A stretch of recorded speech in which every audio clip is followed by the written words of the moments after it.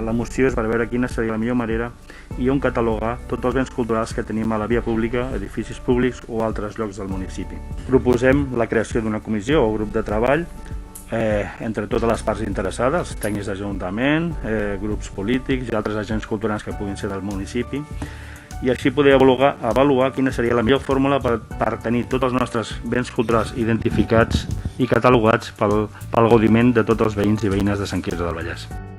Votarem en contra perquè creiem que hauria de ser un servei de franc. Vostè ha dit que és un servei públic, però bé, el servei de teleassistència es paga entre la Diputació de Barcelona i es paga amb un conveni de col·laboració dels ajuntaments. Hi ha molts ajuntaments de la nostra comarca i d'aquí al voltant que el cost repercuteix en l'usuari és de 0 euros. Creiem que és important per al nostre municipi, per als ingressos del nostre municipi, i seguirem donant recolzament com vam fer en la primera moció.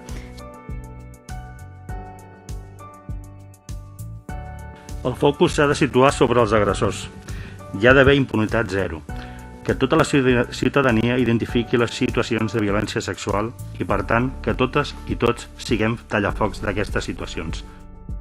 Afegir-nos a l'agraïment de la feina feta del senyor Lopera, agrair la tasca de la senyora Joana i de la senyora Glòria, aquests 25 anys, a tots ells, felicitar-los. L'acció policial a carrer d'informació, d'aturar, d'explicar que és la més efectiva, sobretot a efectes del jovent, que es trobin. Si això hi ha previsió.